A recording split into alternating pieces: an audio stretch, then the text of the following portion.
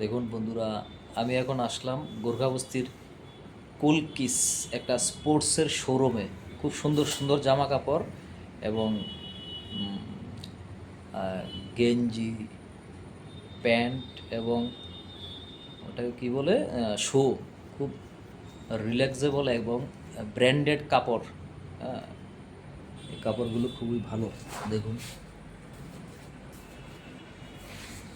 এখান থেকে যারাই খেলাধুলা করেন এখান থেকে কিনতে পারেন।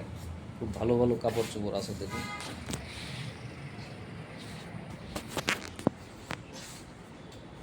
এই দেখুন ফুটবল আছে, এই দেখুন গেঞ্জি, এই দেখুন শু।